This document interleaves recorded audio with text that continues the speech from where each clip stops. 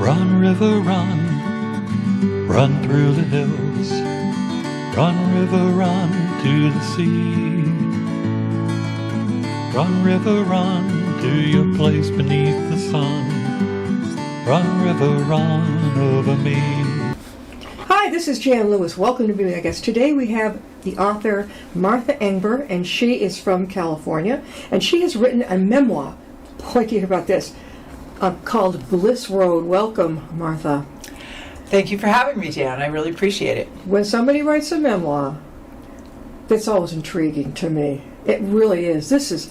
You went through a family where your father was an undiagnosed autism spectrum disorder. Give us just a brief rundown, then we're going to get into it more about your book.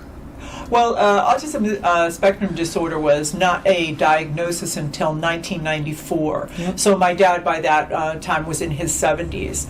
And at that time, it was mostly focused on educating people about what autism was, diagnosing school-age children, and getting them help. The whole idea that you could have adults with autism was something that was yet to come.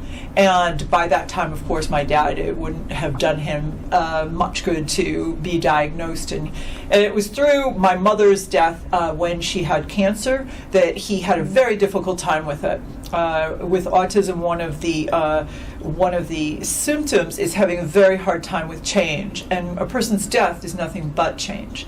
So when we were seeing his behaviors, which were detrimental to Mom, even though he loved her, then we knew that he was probably undiagnosed. By that time, we had the diagnosis of 2 kids amongst my sisters. We have 8 children total. Where were you? Were you the youngest? I'm the youngest, right? Yeah. And so we had 2 kids diagnosed with autism and about 5 with ADHD, which is considered a neurodiverse condition. So for viewers, autism is one of about a dozen neurodiverse conditions. There's Asperger's too. That's right. And so there are 4 main categories. Mental illness like chronic depression, anxiety, schizophrenia. One are social behaviors and communication disorders like ADHD and autism. Then you have learning disabilities like dyslexia, and then you have physical problems like stroke or traumatic brain injury. And all of those are the result of brain wiring that is different than the norm. That is what neurodiversity means. It means that their brains are wired differently than those outside the norm. But we seem to think that neurodiverse people are few and far between. But the Centers for Disease Control state that 1 in 20 people worldwide is neurodiverse. Now that's 400 million people. That's 5% of the world's population. That is a pretty good indication that every single family has neurodiverse members. Yeah. And typically those people, you might be able to identify them because they might be difficult to deal with, especially if they're undiagnosed and don't understand their own problems. So this book is essentially finding out about a parent who was neurodiverse, and we didn't know it, and he didn't know it, and the psychological problems that can cause when a parent is not available emotionally for their child, which is something that can occur if a person is an addict, for example, or has a mental health condition or a mental illness, because they're just not available for their child. And sometimes bonding doesn't happen, and when you don't bond with your parent, then it's extremely difficult on your psyche and your self-esteem. And being the youngest, did you see this, you think, before your brothers and sisters? Did you feel it more, or what? I think that what happens in any given situation is when there's strife in a family, and there is absolutely strife in every single family. We sometimes think, oh, that family over there doesn't have any troubles, yet mine does. It's not true.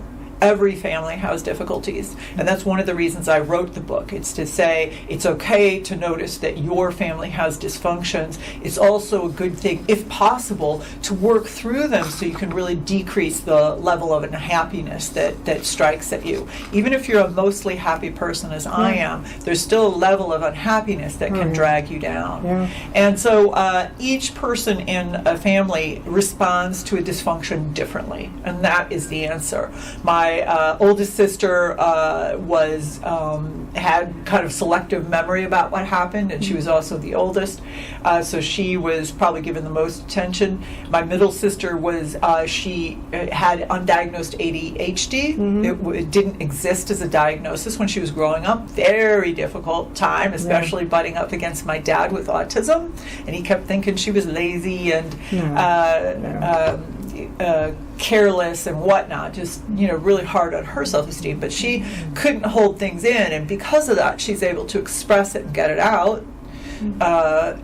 But for people who are, for one reason or another, quieter than others, they'll typically just go quiet, and they just won't show anything. And of course, that's a very unhealthy place to be, because you have so much built up that at some point you blow. You implode. I don't know about you. We have children in the same age group, and I know back in the 90s when our kids were in school, the soup du jour was ADHD. I mean, oh my God, the kid had more medication. Next thing you get, then they could take it to, I think, so many different diagnoses. Your head spins.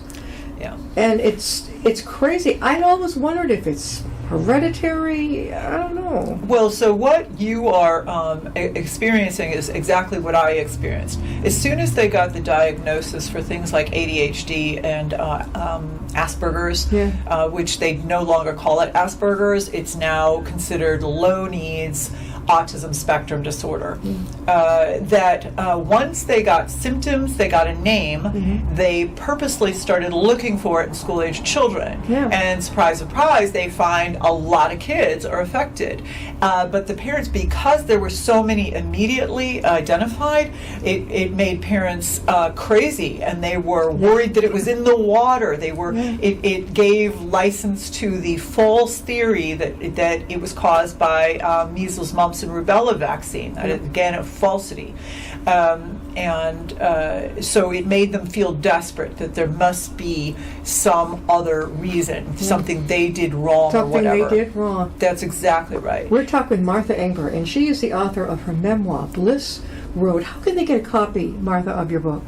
You can get a copy you can order it through your favorite independent bookstore. It's available online through all major online booksellers, Barnes & Noble, Amazon, and such.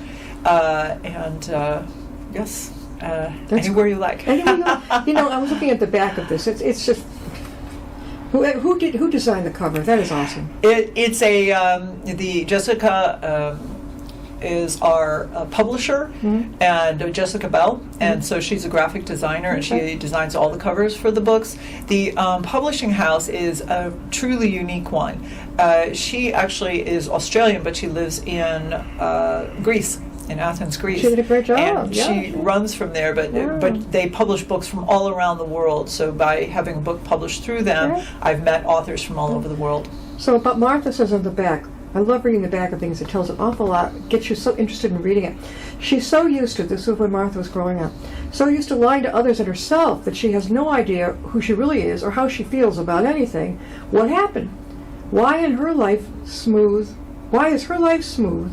driving 1 minute and totaled the next? In this sometimes funny, often devastating memoir, Martha describes the arduous journey toward discovering the invisible roadblock that ran her life off course.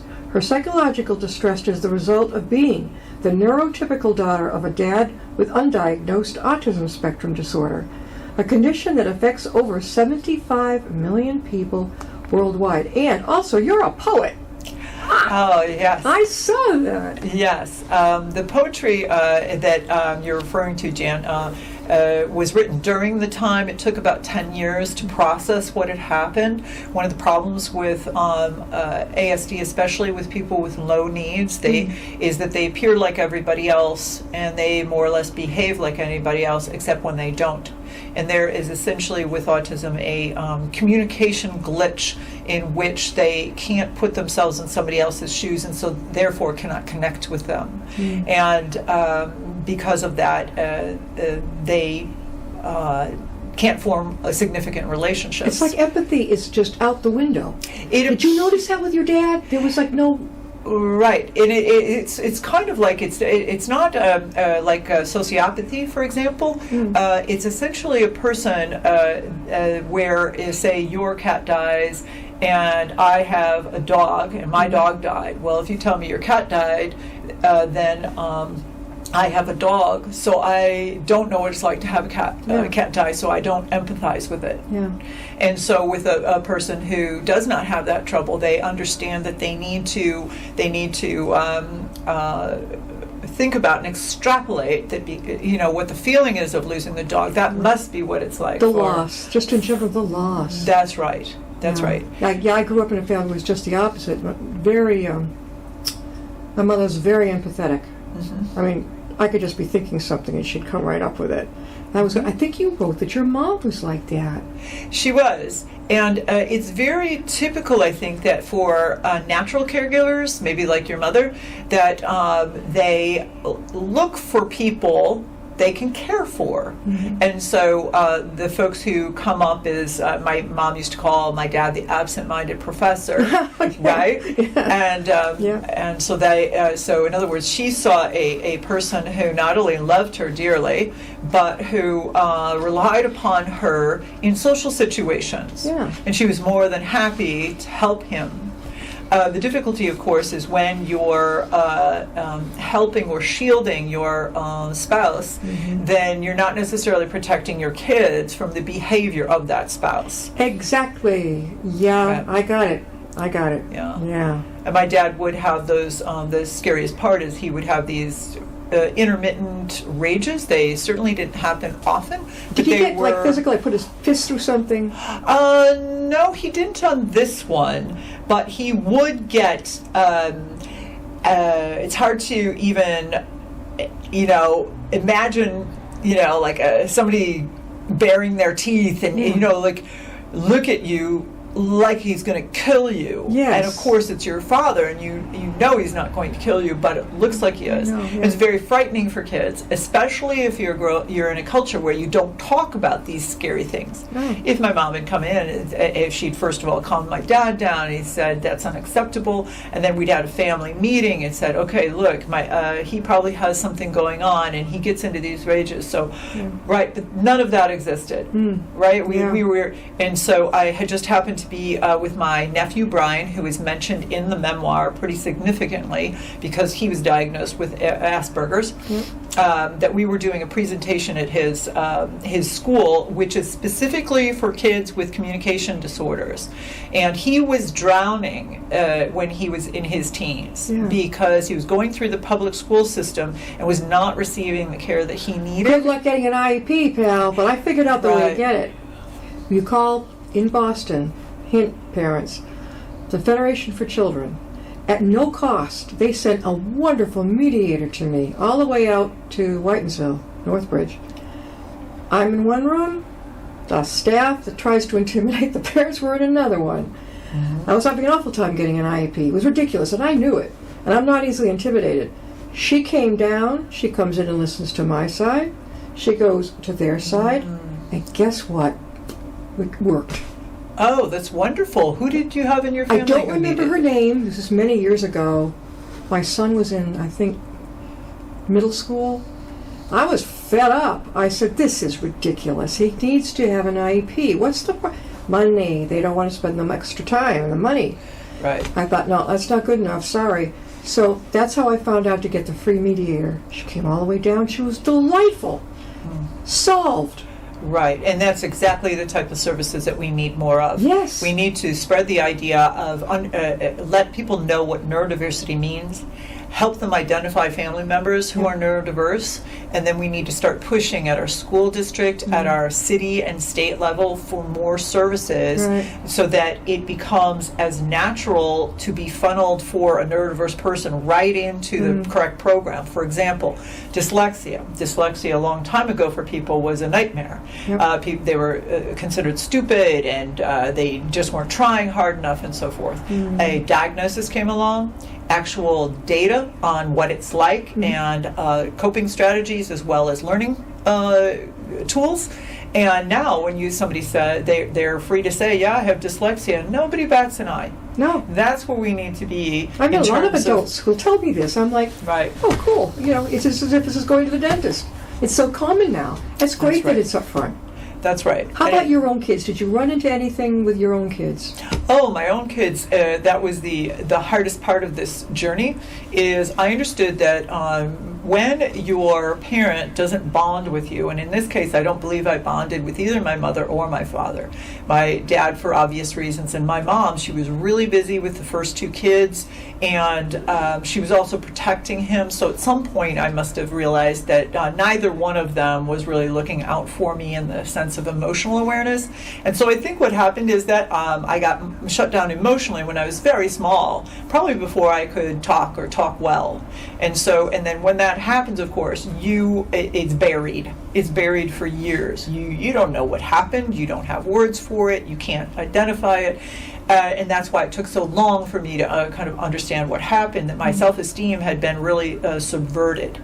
And that is one of the reasons that I was completely lost after my mother died. And it was a very kind of a traumatic and emotional time that served to act as this launch into this journey.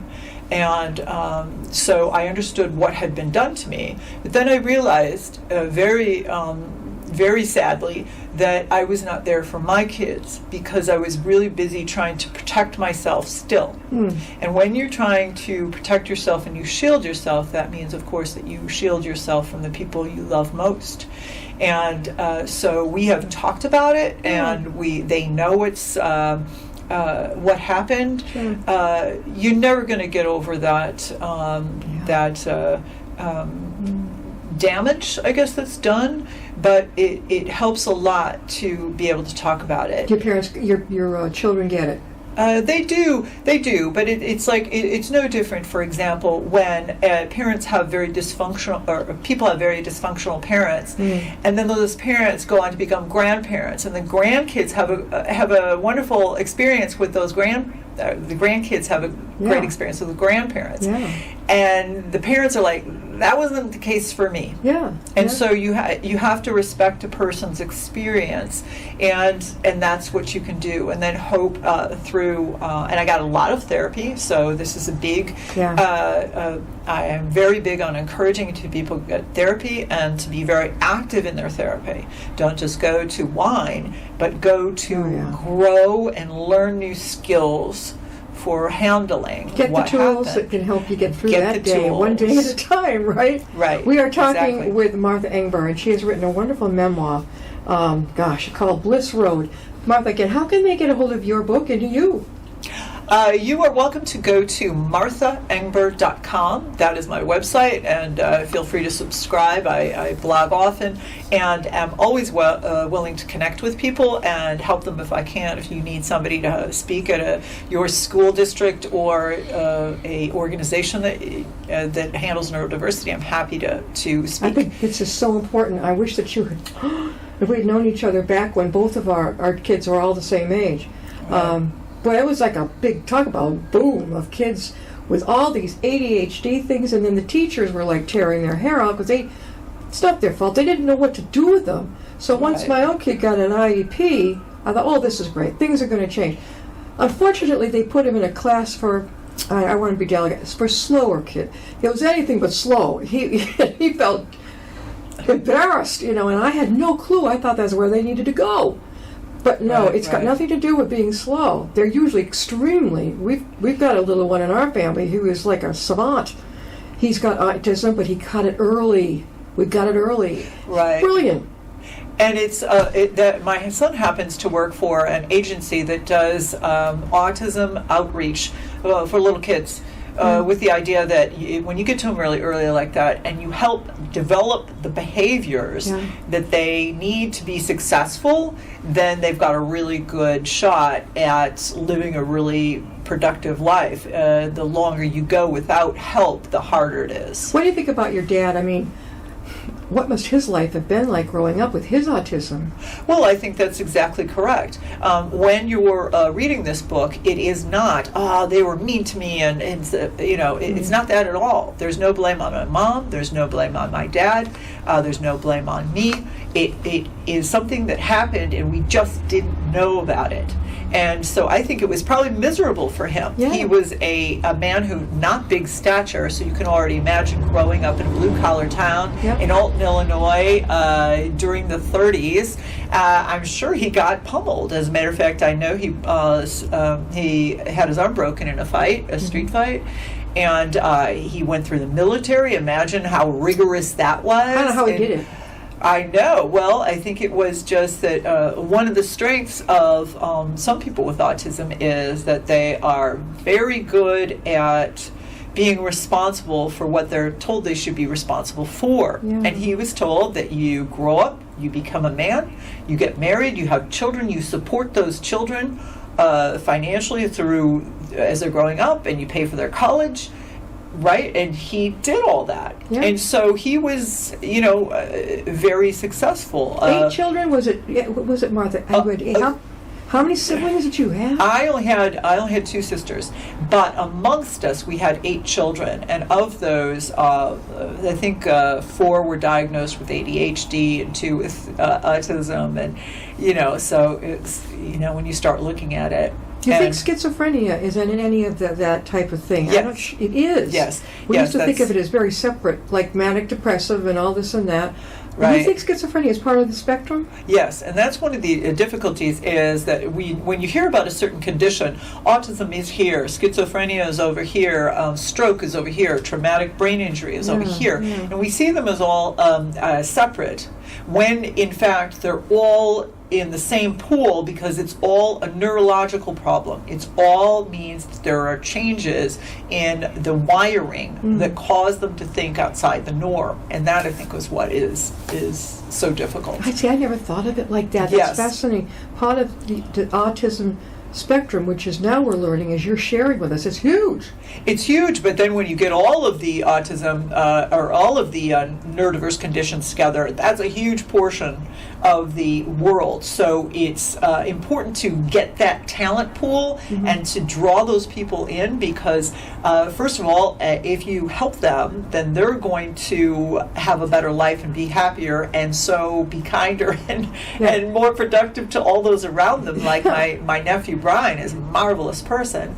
And if they become parents, they will, that's our next step, is to help neurodiverse families. A neurodiverse family is where either everybody in the family is neurodiverse, which you sometimes get because it's hereditary, a lot of neurodiversity is hereditary, or you, it's part neurodiverse people and part neurotypical. Neurotypical means absent neurodiverse condition. And the two just bump up against each other, and that's the big problem. And so they need help. A lot more help than a family that is not as significantly. You need to know how to communicate better, and they need parenting classes. I'm a big believer in all parents getting parenting classes. You know what gets me too is you can have a family where you don't see it and it just pops up. Where the heck did it come from? Exactly. And that's I think what a lot of people were thinking. It's like because there are so many books about having an autistic kid, and there are so many books from the perspective of an autistic kid. But this is the first book that deals with what happens if you're a neurotypical kid in a neurodiverse family. And the answer is it's not good unless you deal with it. It's no different. It says right here, neurotypical daughter of a dad with undiagnosed autism spectrum disorder. That must have affected you kids. I can only imagine. I mean, really, that's tough stuff.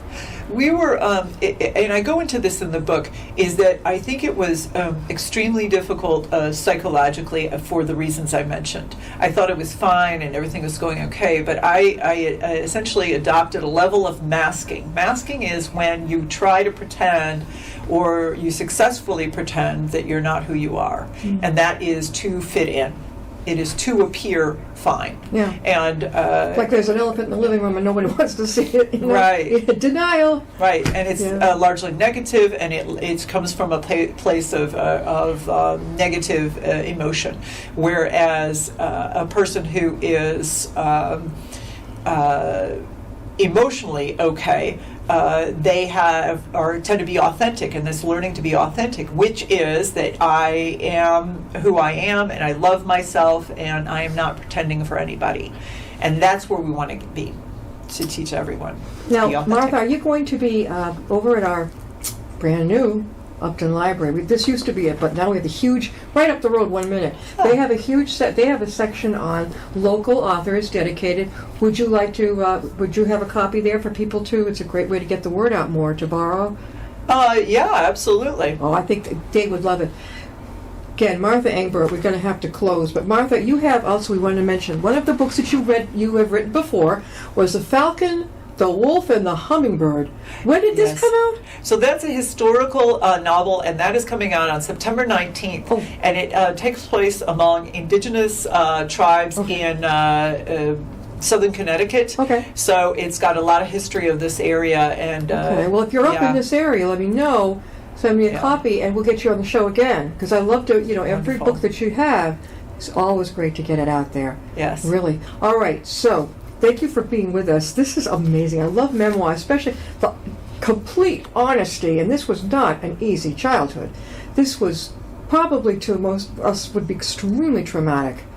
Really. And you've done a great job crawling out of it. Let me tell you. You did a great job. I'm lucky that my parents loved me, even though things went wrong. That's the big thing. It was not a place where, in that respect, we had to deal with that. Yeah. Yeah. She's got the smarts. She had the determination. You got to read her book, The Bliss Road.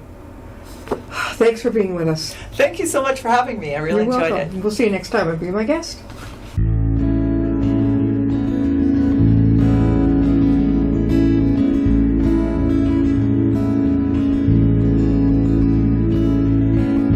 Riding on a shooting star,